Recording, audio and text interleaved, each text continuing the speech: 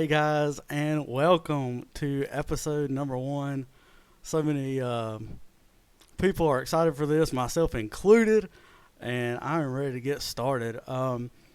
So, before we do get started tonight, I do want to say thank you to all the people that have reached out to me in support of everything that I said last week. It has truly been amazing. So yeah.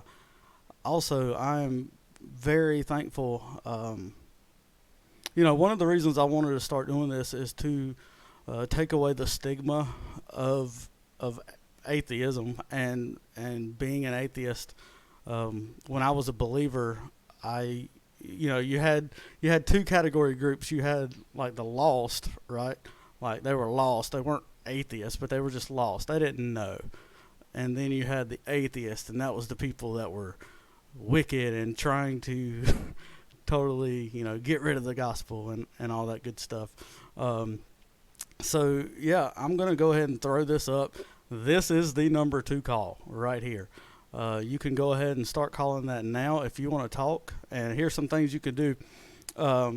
You can, share your story a little bit. You can try to present some evidence for God, which is what I would like to see. Or, you can share a Bible verse, or you can just flat out ask me a question.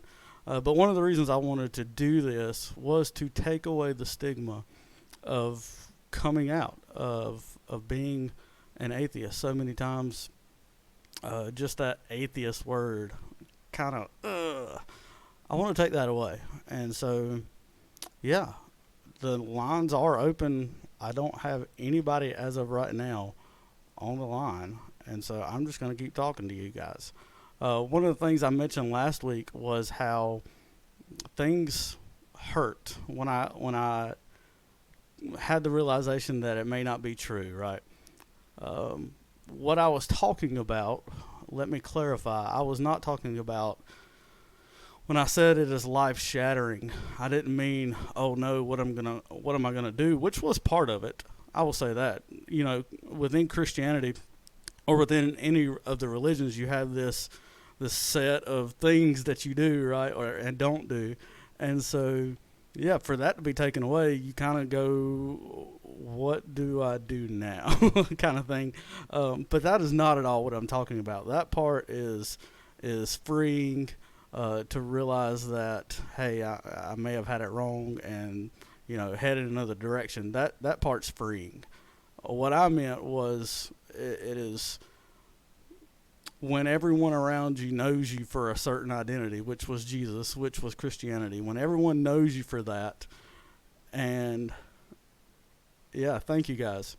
When everyone knows you for that, and then you no longer say, hey, I'm for that, I believe that, then, man, that's what's life-shattering, is everybody knows you for that.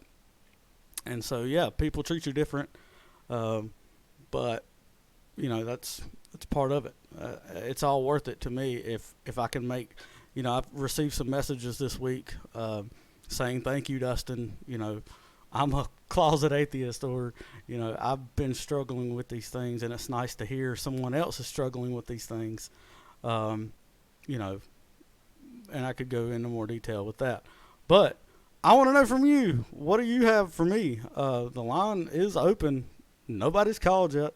I want to hear some evidences for God, or, something. I want to hear your story. If you're an atheist, I want to talk to you. How did you become an atheist? Everybody's story is different. I think every Christian has a different story of how they ended up being Christians. And it's no different with being an atheist. Everybody's got a different story. Some reasons I would say are good reasons to be an atheist. Other reasons not so much. Okay, so Brianna just said, I'm here to know about the vampires from last week. So I misspoke. I said somebody convinced me that vampires are real. What I meant to say was somebody tried to convince me that vampires are real. I am not convinced that vampires are real, but yeah, somebody did try to convince me that vampires were real, that they came, I think it was over on a ship to New Orleans, and that's where they reside now, which is why you have Mardi Gras there, this evil, wicked thing. And so, yeah, it was a little over my head. And here's the deal. Just like with vampires, right? Like, I do not believe vampires are real. I'm not mad at vampires. I'm not scared of vampires. I'm not trying to get, rid of vampires. If you believe in vampires, you go all for it. But as for me, I can't get there. I'm not there with vampires. And so now I'm the same way with a God, any of them. Like, I hear you. I believe you believe, but I cannot get there. And yeah. And my wife brings up, I think that's Twilight. I don't know. Vampire Diaries. I don't know. Still waiting for somebody to call. I heard a lot of talk over this past week about why I should believe. A lot of people reached out to me about why I should believe, but nobody wants to come on here and actually talk. So yeah, the number is there, 864-485-5090, 864-485-5090. We're trying to get somebody on. Somebody has to be willing out there to talk to little old me, right? Present some evidence. Okay, what is Damon? Somebody tell me. Vampire Diaries. Okay, I got a call. Here we go. We got our first caller. And I have no idea who it is. You guys are experiencing this with me. Let me know if you cannot hear them. Hello. Oh, they ended the call. I literally went to hit answer, and they ended the call. Call back if you can. I would love to talk. The hottest man alive. No, my name's Dustin, not Damon. Everybody know that. Yeah, so Katie brought up a good point. So she sent me a video, and she said, hey, Dustin, what do you think about this? And I said, I'll get back to you. Well, I never did get back to her, so I apologize, Katie. But what I do want to do is look through some things and just comment on them, my comments. And so I'll be doing that, Katie. That's definitely a video that I'll be using, the God Did It video. I had a caller. I'm going to try to call them back. They may not want to talk to me, but I'm going to try. Let's see what happens. I'm currently calling them right now. I don't know if you guys can hear it. It's ringing in my ear, but I don't know if you guys can.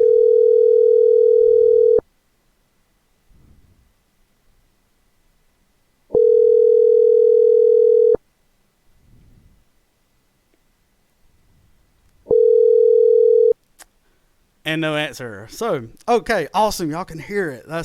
So I'll be honest with y'all. I was so nervous about whether they could hear it or not, or whether y'all could hear it or not, that I tested it 20 times yesterday to make sure everything was working properly.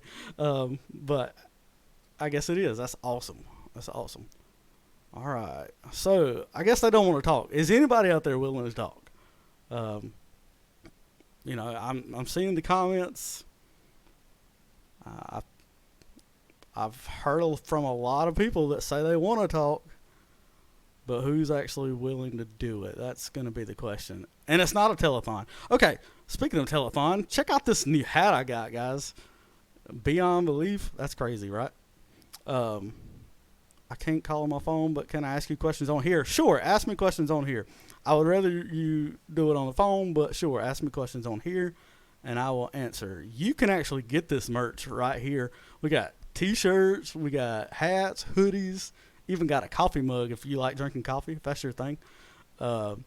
beyondbeliefshow.live is how you can get your hands on one of these bad boys if you like it. If you don't, whatever. But sure, ask me questions on here. I'll be glad to answer, but I would much rather talk to someone about an evidence for a God. Any God.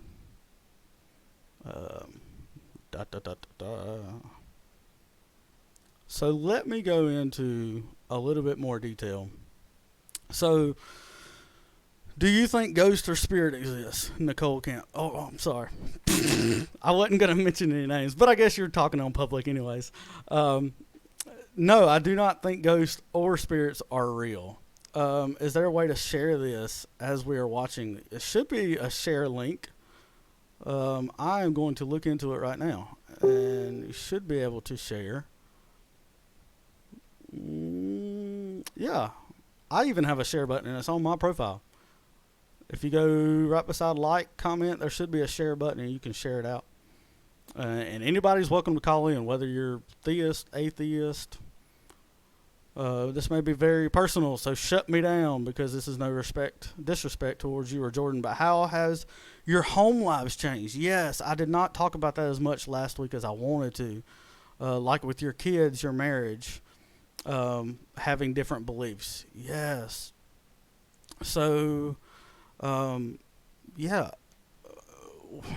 One thing that has changed is, for me, I'm not constantly shoving Jesus down my kids' throats anymore.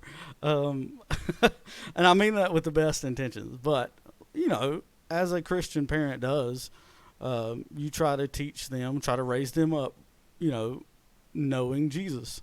And so I'm not constantly pushing that at all anymore like I was. And this was like 2 years ago now. Oh my goodness, there's so many questions. Slow down, guys. But how did life change? Life really hasn't changed that much, to be honest with you, as far as our home life. Like, we still love our children just like we did before. Like, we still love each other just like we did before.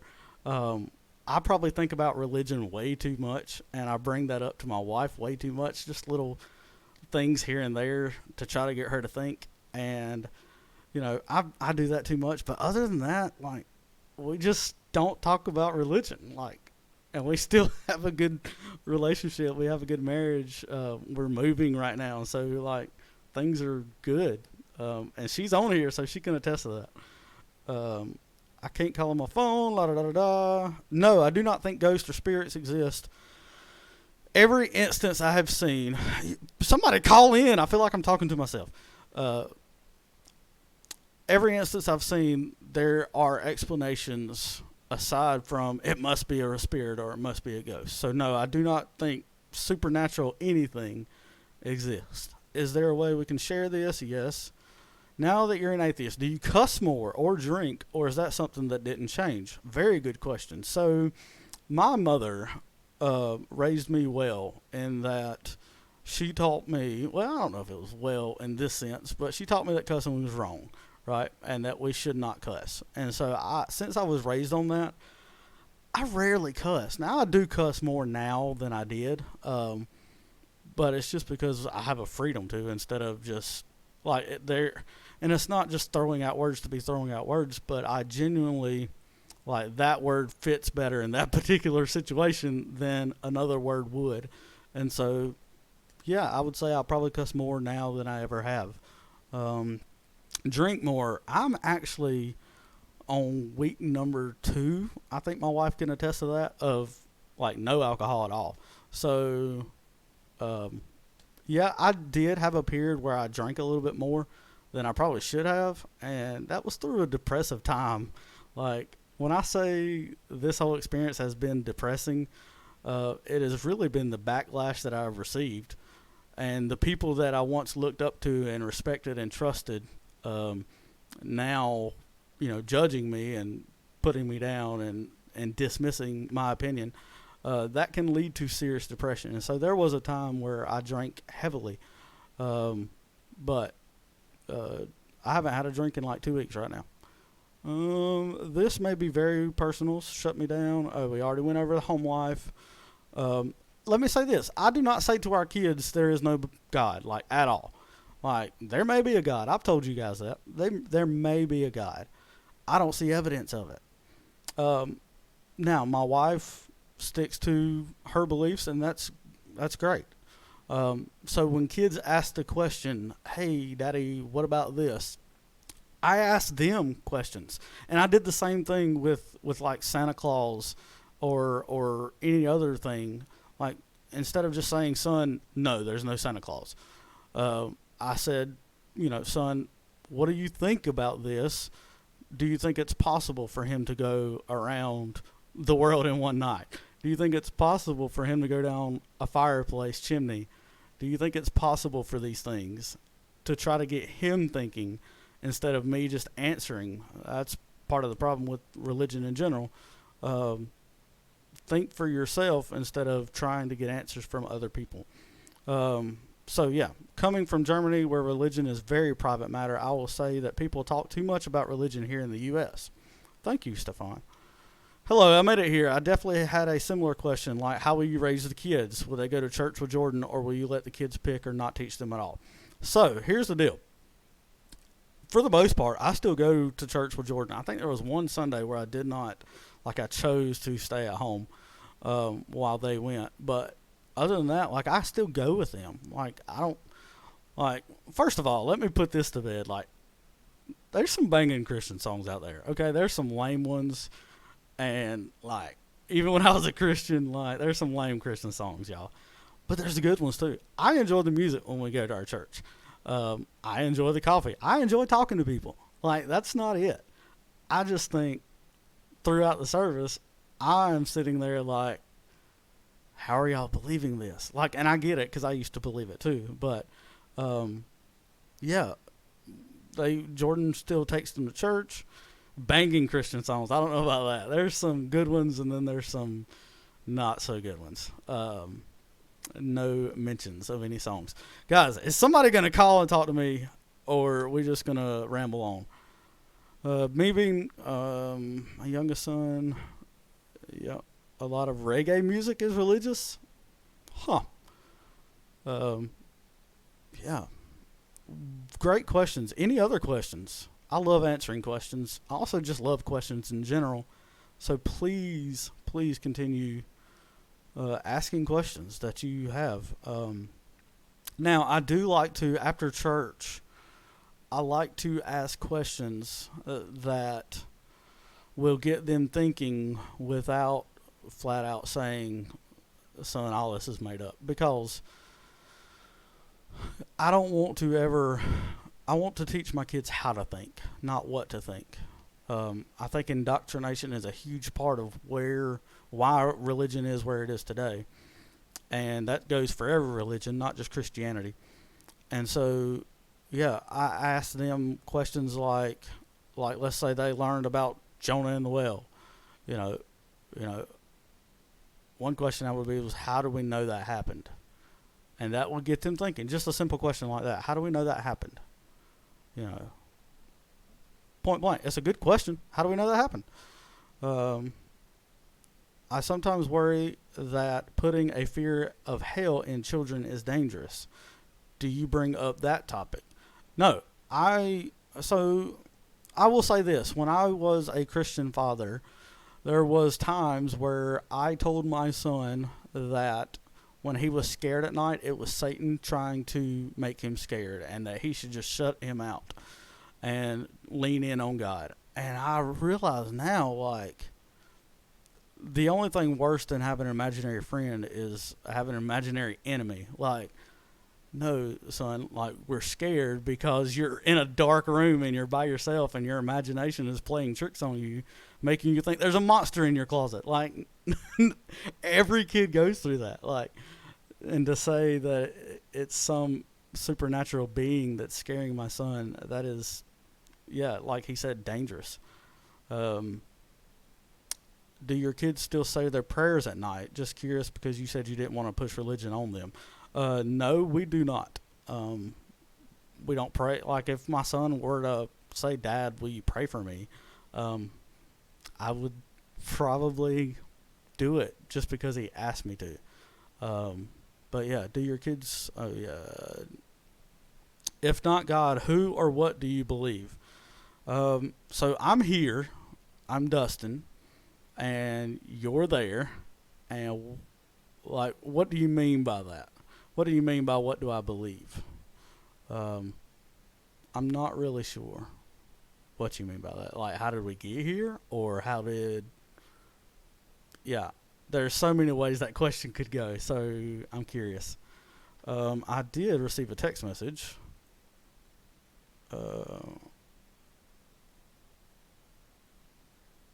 Yeah, I will answer. So whoever tried to call sent me a text, and they said, "Will you answer my question through text?" Absolutely, I will answer your question through text. Yeah, you can also text that number, by the way. Now, whenever I'm not doing the show, that number is completely cut off. You can still leave voicemails, text, or whatever, but it's completely shut off. But yeah, text that number. Call, Michelle. Call. Oh, you're saying you want someone to call. Why don't you call? If you think that I should believe in God, call. Tell me why, and we'll talk about it. Um, what bothers me the most about religion and just church in general is children. Like, you're teaching, like, and I've been told so many times, why don't you just let them choose whenever they get to a certain age? That's great. Why don't churches do that? Like, we teach the kids, like, this is true no matter what, before they're at an age to even comprehend what you're teaching them. So by the time that they are at that age where they can think for themselves, they already have a foundational belief that you've told them is true. And so why would they ever question it? Right? And so, yeah. Any more questions? How did you come into existence? Well, when a man loves a woman. No, seriously, I came into existence because my mom had me. How did you become Dustin? I don't. Again, I don't.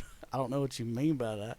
Are you talking about the whole world? How did it come into existence, or what evidence would actually convince you that Jesus Christ is God, the Lord, and the only Savior? I don't know, Katie. You know, there is, like, let's say that we have a crime scene, right? And Joe is the person that actually did the crime. But I go into it not knowing, right? I don't know what would convince me Joe did it, but I do know, like, I know I'm not convinced Joe did it right now because I have no evidence to go on. But if someone were to provide, oh, I got a call. But if someone were to provide evidence, you know, we could go off of that and have something to talk about. Speaking of something to talk about, let's do it. Hello, can you hear me? Yeah. Hey, who is this? We'll remain anonymous. Okay. Remain anonymous. That's a weird name. Yeah, what do you want to call and talk about today? Your live is a little behind there, isn't it? Yeah, if you don't mind just muting that live, and we would, because I hear myself right now, if you just don't mind muting that. Awesome. So what are we talking about? I don't know. Do you have an evidence for God? Can't prove or disprove. You can't prove or disprove? No, I can't. Awesome. Then what would you like to talk about? Well, you were just talking about the whole teaching kids beliefs, right? Sure, yes. How else would any belief be passed down? Beliefs such as? Any. Not just Christian faith, not just any faith. I'm talking any faith, any belief, anything. How would it ever been passed down if it weren't for faith and belief? So there are, I would say, believing truths, things that cannot be proven, like you already said. You can't prove or disprove God. But we can prove that 2 plus 2 equals 4. So I can teach my kids 2 plus 2 equals 4. Right. But I'm going to wait until they become of age where they can clearly think about the issues before I introduce religion, which is why most world religion classes are either middle school and above. They don't teach that in younger grades. Right. Right. And I agree with that. However, when you have young children and parents that do believe, then those parents have to make that choice for those children on whether they want to share that with those children. Sure. Yeah, they have that right. They have that right. Yeah, they're their parents. And now, do I have to agree with it? No. Okay.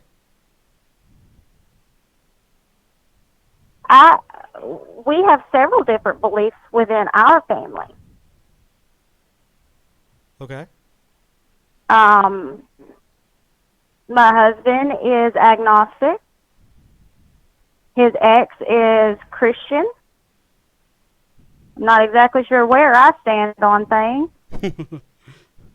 But in our home, we teach respect for whatever belief it is. Awesome. Just like our children right now, they still believe in Santa Claus. It brings them joy.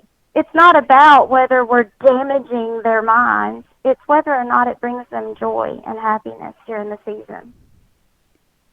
Awesome. And like I said, you have that right as a parent. Do that.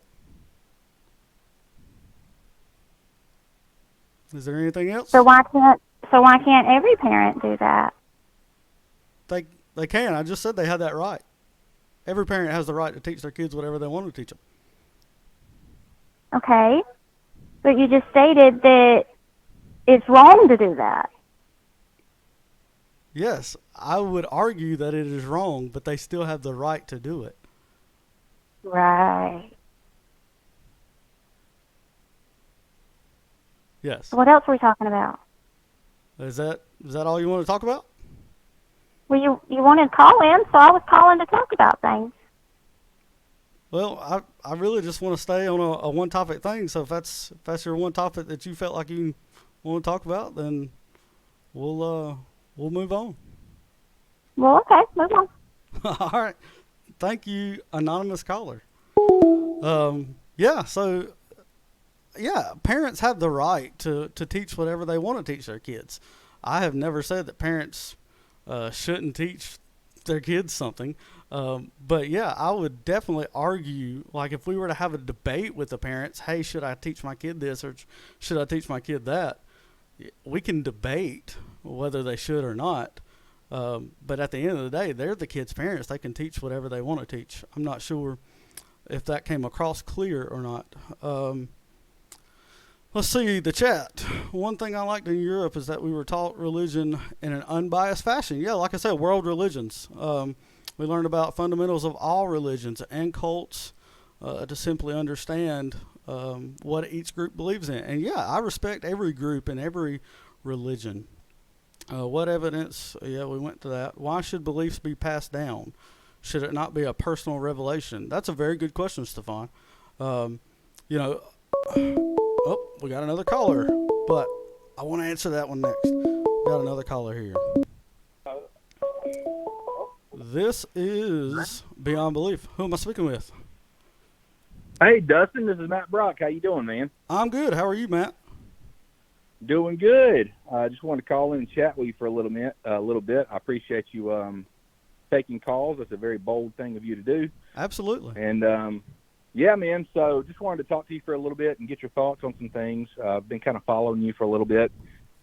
Obviously, we know a lot of the same people. You grew up, under a lot of the same people that, I did, and we've just kind of ran around the same circles. So before I start pressing some things and getting your opinion on some things, I do want to say that I do agree wholeheartedly with you on the fact that modern American Christianity, at least the majority of it, especially here in the Bible Belt, is not really Christianity at all. So what do you think Christianity is, Matt? Well, pretty plainly, I would say that Christianity is simply living according to what God has laid out in His Word. And my contention with the vast majority of the modern American church is they abandoned that years and years and years ago on multiple issues. The big fight that I'm in, obviously, is to see abortion ended. Most pastors, when I speak to them and their congregants, I say, is abortion murder? They won't even call it murder. Well, God does. And so how did they get there? How did they get to that ideology? Well, they abandoned Scripture and they started chasing, other things other than what God said. So, and I believe we've done that across a multitude of issues. I do want to say that I do believe that you and I probably spend a lot of the same time pushing against very similar systems. Different reasons why we're doing that. You're kind of throwing out the whole system where I'm saying, no, the system is good. It's just perverted at the moment because people aren't reading their Bibles carefully. And I think this is where you would come in and say, well, the Bible should be questioned, and I think that's where the rub would come in between you and I. Well, I think everything should be questioned, not just the Bible. And I believe you're being consistent there. Sure. So my question for you, and I don't want to take up too much time, but maybe you could do I would even be interested to come. Actually, I'm launching a podcast in about a month, too. I'd love to have you on and do an entire segment on this. If you'd be willing to do that, I'm going to open that invitation to you now.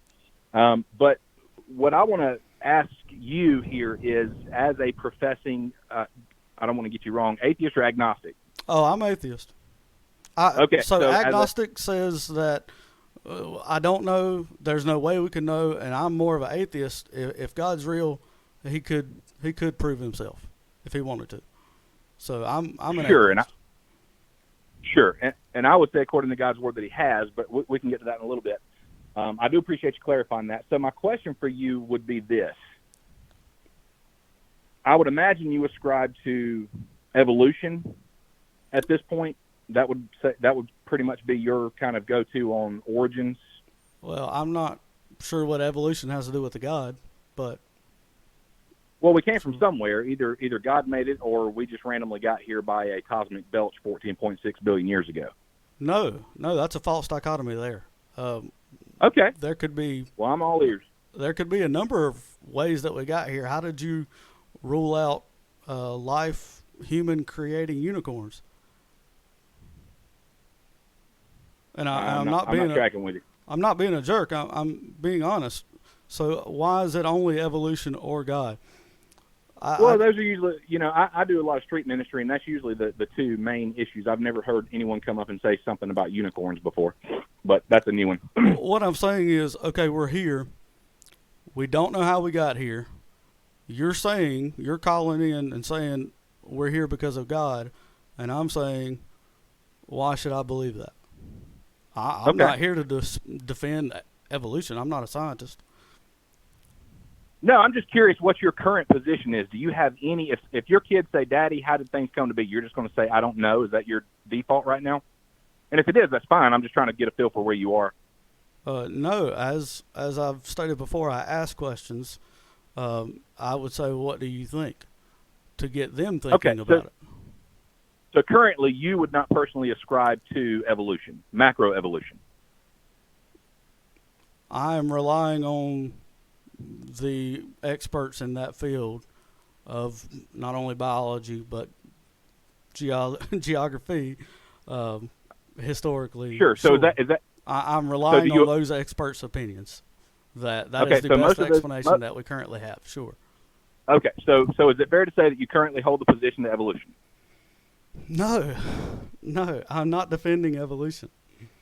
No. I'm not saying you're defending it. I'm asking what you said that I'm appealing to and ascribing to the current rule of thought out there right now, the experts in the field, but they're all saying evolution is how things came to be. Sure. So are you aligning yourself? Yes. With that? Okay. Yeah, they are saying that, and they do this for a living. I'm okay. Sure. Perfect. Good deal. So my question is this.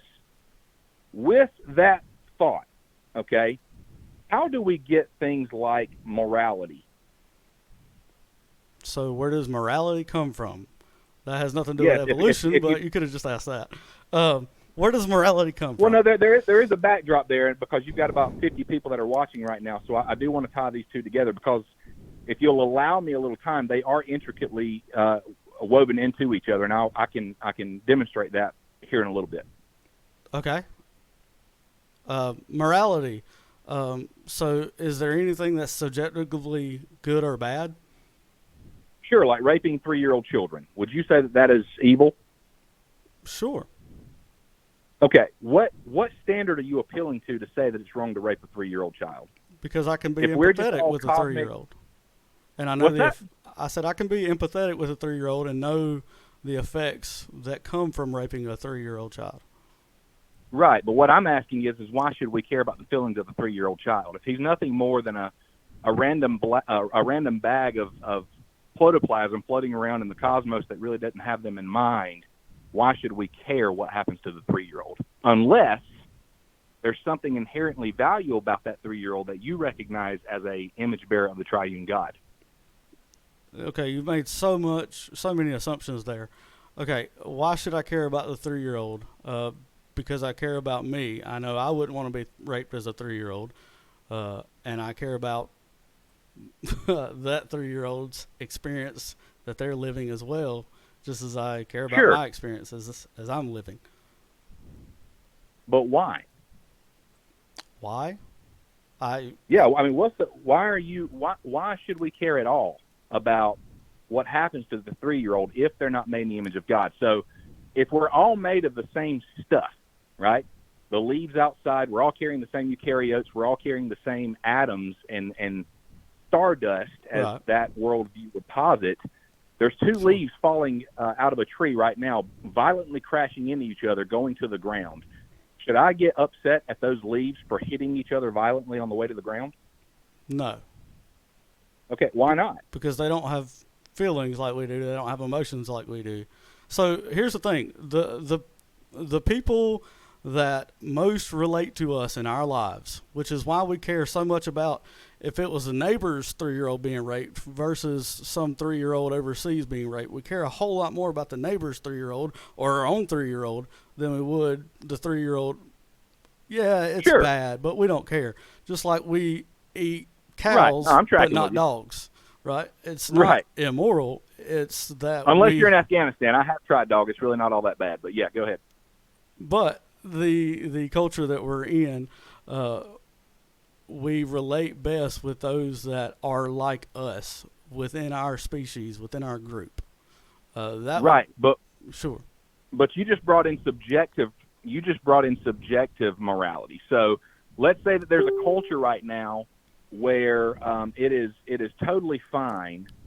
Let's say that there's a culture in the southern tip of Africa where it's completely fine, it's completely legal, just like it was 200 years ago here in America for white men to own and beat and even kill black people considered as property.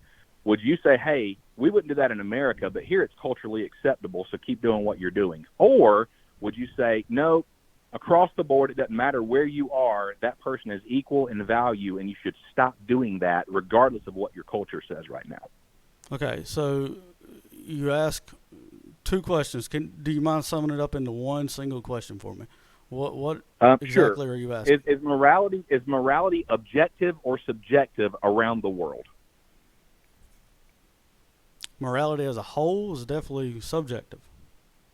So racism, is that objectively morally wrong or subjectively morally wrong? It depends on how you ask, or it depends on what you 200 mean. years 200 years ago, it was culturally accepted to own and beat slaves in this country, right? That's correct. It was legal, correct? Sure. Okay. Was it morally wrong?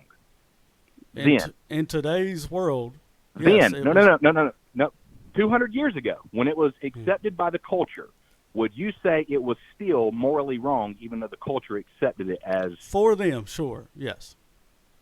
It was morally acceptable for them? Yes. Oh, no, I'm saying it was morally not acceptable for them. Sure. Okay, so what you just told me, Dustin, is that even though the culture accepts it as moral, you're saying there's something that supersedes the culture that is objectively moral. No, I see what you did there. So what I'm saying is because I now have knowledge of what I have now, yes, now I see that it is wrong. So yes, I'm saying that it was even wrong back then as I gained knowledge about how we should treat other people, even if they have a different skin color than us. But Dustin, hold on. I'm sorry. Go ahead. So let me ask you a question. So Sure. was it immoral or moral for the slavery that God commanded, or maybe not commanded, but He at least allowed and told how to treat slaves in the Bible? Sure. I'm not going to disagree with that at all. The Bible certainly tells slave owners how they are to treat their slaves. However, was that moral or immoral?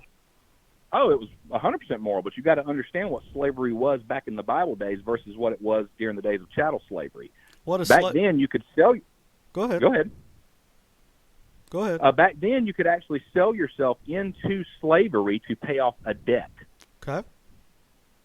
As a matter of fact, there were a lot of the reformers. I don't want to get this wrong, but I believe Jonathan Edwards even owned slaves, but he would buy them from wicked slave owners, bring them into his home, give them a seat at the table, teach them a trade, share the gospel with them, love them, and then give them their freedom when they were able to do that. So Jonathan he doesn't Edwards sound like a slave owner. He just sounds like somebody going and freeing people because he see technically though, immorality of it.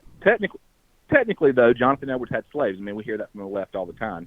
But yes, so to clarify there, biblical slavery and chattel slavery that we are familiar with closer to our culture from a couple hundred years ago. So the word is the same. Whoa. So it would be okay for me to beat my slave as long as they didn't die within a couple of days. That would be fine.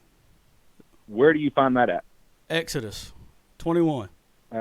Show it to me. You got a Bible? Yeah, Exodus what? Exodus 21. I'm pulling it up. Fair treatment of slaves.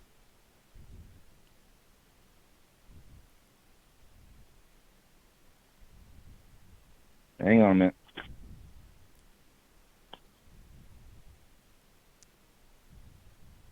$21, where we at? I'm looking. Anyone who, well, that's...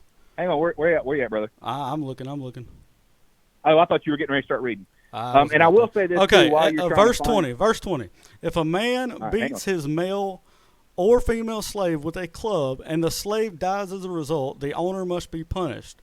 But if the slave recovers within a day or two, then the owner should not be punished, since the slave is his property. Is that moral, Matt? I would have to go and look. I will say at face level, certainly it doesn't sound so, but I would want to go look at that and see exactly how the transfer goes over from the original language and so on and so forth. You know how that goes. Yeah, you do that. I think we're going to end it at that. You go look at that and call me back next week and tell me how it's not moral that we can beat our slaves that was so different than American slavery. We can beat them, but it's okay because they're their property. But you still have to answer the question that I posed to you. You're saying it's wrong, but why? Because I know it's wrong to beat other people because I'm an empathetic person. I've been beaten before, and I know that it hurts. I mean, yeah, it's not. Dustin, it doesn't take a Bible to tell me that it's wrong. It actually says it's okay. But Dustin, your personal experiences do not get to dictate what is wrong and what is right, brother. You have to be appealing to a standard. No. Yeah. There's some people that would say, there's some people that run in some circles that would say getting beat feels good. Is that what you're advocating this text is talking about? No, certainly not. I'm bringing it back full circle to the original question before you went there. I'm going to go look at the text. I assure you of that, and I promise you I'll call you back next week. Okay.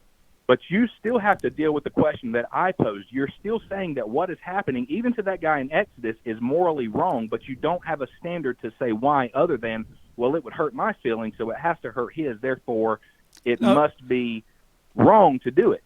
As a culture right now, why is it wrong for me to hit other people, Matt? Is it because the Bible says so, or is there some other reason? Well, I mean, I believe that Scripture teaches us that you are to love your neighbor as No, why is it illegal in our country right now for me to go out here and hit someone? Because people have rights. Yep, I agree. I'm not sure what you're getting at. Is that the answer? Why is it their right not to get hit, Matt?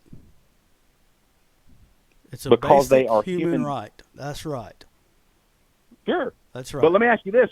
So let me ask you this. But listen, why do you get the death penalty for killing a human being, but you only get a fine for killing a dog? Well, that's a problem with our justice system that we have right now. That has nothing to do with anything that we're talking about right now. Do you believe the penalty should be the same for killing a dog and killing a human? No. Why? We're all made of the same stuff. As I've already stated, that's why we can eat cow and not feel bad about it. Some people do. That's why we can eat Dustin, deer and not feel bad about it. You're making moral imperatives with no standard to point to for the imperative. I am. I know what it feels like to be beat. Therefore, I'm going to advocate that we not be beat, and that people shouldn't just go out and beat others. Okay, so should the penalty for beating a dog be the same for beating a human? Absolutely not. Why? Because I would agree with you. But I would say because humans are made in the image of God. And I don't think you should be beating either one of them. These are God's creatures, all of them, and we should be loving and caring for them. Are you a vegetarian? Oh, certainly not. So I've tried it. I'm confused. Didn't work for me, though. So it's okay. It's not okay to beat a dog, but we can kill animals to eat them? Well, I mean, the Lord gave us the freedom to do that, didn't he? But he also gave these people the freedom to beat their slaves as long as they didn't die in a couple of days. You keep going back to that text, and I told you I'm going to check it out. But again, you keep looping around to run out of the question that I'm asking you. What standard are you appealing to point to righteousness and wickedness? You have nothing. Basic human right. That's it, and it changes as the Bible will show you. It changes. At one point, slavery was okay, and we, as a society, as a species, we've grown in our knowledge of what we should and shouldn't do to other people, to where now you can't own slaves, and so I don't. If we're following your Bible to a T, then I wouldn't have brought up slavery. Is what I wouldn't have done. Well, again, you keep going back to that, but again, I'm going to bring it back because around. You have no because it's a moral issue, right? Well, sir, yeah, sure it is. Everything that has to do with the human experience of right and wrong is a moral issue. I mean, nothing is moral if it doesn't have a standard of right and wrong attached to it. My question to you is, if it's not God's word, what is it? Is it just, well, I don't like that, so it has to be wrong? So. Or is it pain? What is it? So it would be, yeah, well, that's definitely one part. I think it would be that everyone has a right to live. Why? Why? Who said that? Well, not all countries say that, even now, but our Constitution says that. We have a right to life. But I don't understand how you're saying it comes from God, though. That's what I'm saying. That's why I keep bringing it up. I'm trying to point out. You like to ask questions. I'm simply asking a question. If it's not God's word that you're getting your standard of morality from, what is it? And I've answered it several times. You said that if somebody hits me, it doesn't feel good, so I wouldn't want someone else to get hit. That's the standard. I think Jesus said treat other people the way you would want to be treated. Sure. But you're not looking at Jesus right now. Well, you don't get to go back there. What does Dustin believe? If it's not the Bible, then what is it? Well, I actually think it would be better to say treat others the way they would want them, or they would want you to treat them. But anyways, I'm sorry. I don't know what you're wanting from me. I've answered your questions, Matt. Listen. Again. Simple question. If it's not the Bible that you're getting your standard of morality of right and wrong from, what is it? That's all I'm simply asking. And I'm saying, so, like, if you're gonna make moral imperatives, like it's wrong to rape a 3-year-old child, or it's wrong to kill someone, or it's wrong to steal someone's car. But then you go into why. Why is it wrong to murder? Right? We can have that discussion. Okay, it's good or bad to murder. So I can argue my points against why it would be wrong to murder someone. Okay. And so we can discuss I'd love to hear 'em. Should it be legal or should it be not? That's what government does, right? Why is this a good thing? Why is this a bad thing? I think it should start off with everyone has the most amount of rights, and then you take those away as other rights are impeded, which is why I can swing my fist everywhere except when it comes to someone else's nose, right? That's when it becomes a problem. And so I don't understand why you think that it should come from the Bible. Well, obviously I do. You're a Christian. But yeah, I don't think there is a general morality system that God has given every individual, and you know, go ahead. No, you're good. I'm just listening. So you would say that morality, what is, so in a nutshell, possibly you would say what is moral here may not be moral on the other side of the road, or the other side of the country, rather, or the other side of the world. Is that fair? Say that again. What may be moral here in our country, so you can't do this or you can't do that, you would say that morality would be somewhat subjective, and maybe on the other side of the world, what's moral here may not be moral there, or vice versa. In other words, morality is not objective. Is that what you would affirm? Yes, I've said that from the beginning, that morality is subjective. It is like hot and cold. Okay. What's hot to me may not be hot to someone else, but we can discuss it and figure out why we can't and how we can stop it if we need to. Yes. Okay. All Okay. right. Thank you for your time, Matt. I think that's all for tonight. I Okay. really do appreciate you calling. taking the call. Yes, sir. Yep. All right. So that was a lot, and I apologize for taking 20 minutes of our time there. It is 9:53. I was only wanting to last an hour, and so we do have 10 minutes if you guys want to call. Man, that sparked a lot of discussion. That was craziness. But yeah, morality. Look, guys, I get it, and I used to. Please take one more call. Call in. I'll take it. Charlie, call me. So, anyways, morality. Yeah, what used to be moral or moral is no longer moral. What we used to see as immoral can become moral. It's a social construct, right? And we live in that world. And I have another caller. So let's take this call. This will be our last call of the night.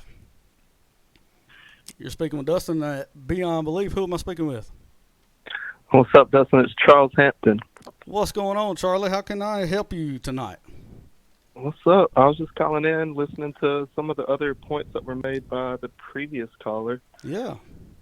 So I'm going to start at the very end of what he was saying.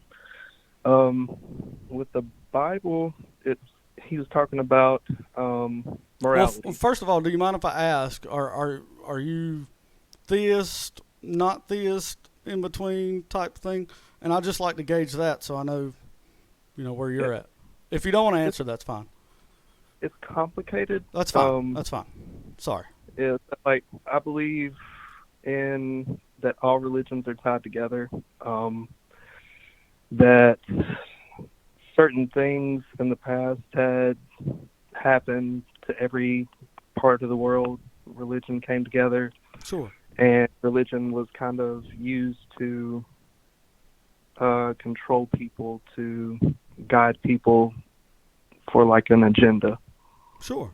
So So do you think Christianity is different? no, it's still part of the same thing. There's 3,000 different religions that preach the same thing about morality, about heaven or their version of heaven, afterlife. Yeah, one of the ritual. things I was going to bring up with the previous caller was that I've had the same argument with a completely different religion. And so, they thought their book was the standard. Every religion says that. And so Christianity is not special in that regard. But go ahead. Yeah, but I think what he was thinking of was what is socially acceptable. Everything in the Bible, I do believe, morally is good. Like, don't hurt other people, do right by people. What you put in is what you get out. And that's the same with other religions. But there's certain aspects that certain areas deem socially acceptable, as to where other places deem it not socially acceptable. It's like in the U.S., for example, you can chew gum all you want to. You go to certain parts in Asia, you can get arrested for chewing gum. Sure.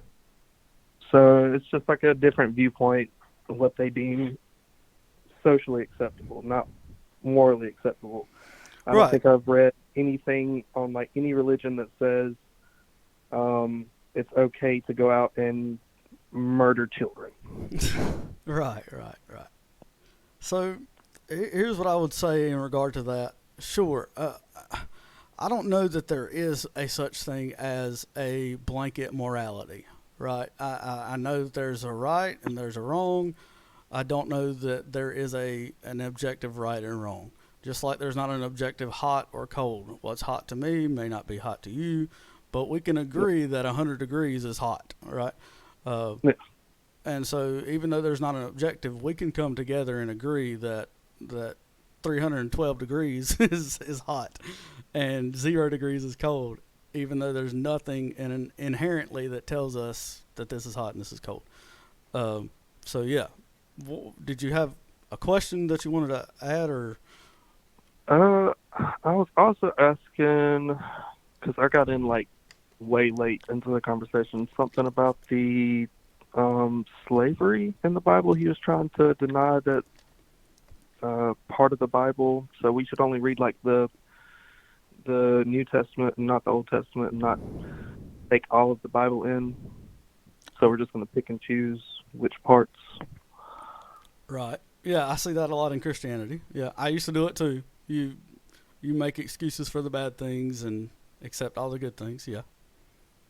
Yes, I was just curious on that, but yeah, it is in the Bible. It's in the Old Testament. I'm not exactly sure which book, but It's in it's in Exodus 20.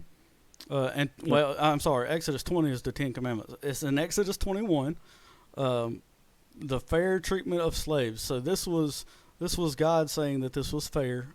So in Christianity's defense, okay, so slavery was a lot worse before this, and so this was at least a way where you could punish those. If you killed your slave, you would get punished. Yeah.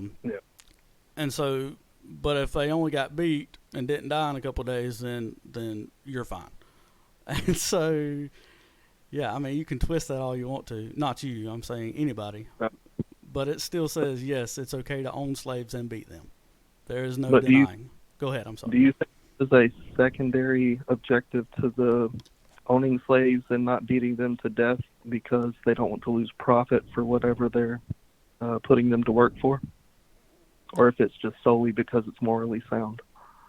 Yeah, so if the Bible is man-made, right, and if I own slaves, which is ironic to me because this is after Moses and everyone had been freed from slavery in Egypt, right? So they were free from slavery, and now they're being told how to own slaves, which is kind of ironic. But, yeah, that's a good question. I don't know. I think if this is truly man-made and I want to own slaves, and repeat your question again, Charlie. I'm sorry. So I was pretty much saying, do you think that portion of Scripture is solely trying to say that it's better for you to beat a slave and them not die because it's morally sound, or was it because back then they had a different objective to say not lose profit? So if you have one less worker, you can't have as much yield. Yeah, that's a good question. I don't know, and I don't think we could ever know the intentions of the author when they're writing something, especially a 2000. Well, this is older than 2,000-year-old document. I have no idea. As I said, it would be wrote by the Pharisees back in the old, ancient Hebrew time, and those would essentially be pretty much politicians as we have today. So you can't really take everything that a politician says for face value. Sure, yeah, and if I'm a politician back then, yeah, slaves give you more money, which in turn gives me more money. I could see the argument. I don't know for sure, but I could definitely see that argument, Charlie. Is there anything else that you want to mention? It is 10 o'clock. No, I'm good. I'm up. All right. I appreciate you calling in, Charlie. All right. I'll hit you up another night. Sounds good, man. Sounds good. All right. Wow. What a first night, guys. All right. So we talked about morality. We talked about slavery, obviously, was a big one. And as you notice, you guys kind of lead the conversation here as far as what we talk about. And I'm willing to talk about whatever. But I was really hoping for some evidence for God tonight. There was nothing. other than trying to defend slavery as moral. So, anyways, okay, that was an overstatement. Y'all know what I meant. I will see y'all next week. Again, we do have Beyond Belief merch if you want to check it out. If you want to call this number, you can leave voicemails and texts throughout the week.